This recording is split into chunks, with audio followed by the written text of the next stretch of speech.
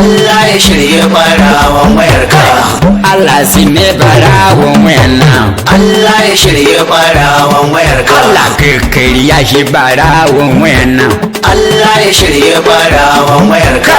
Wani abu da ba mamaci na lalaba na samu kudi na sai na je kauye na noma sai na zo birni kasuwanci a lalaba an doka wayana.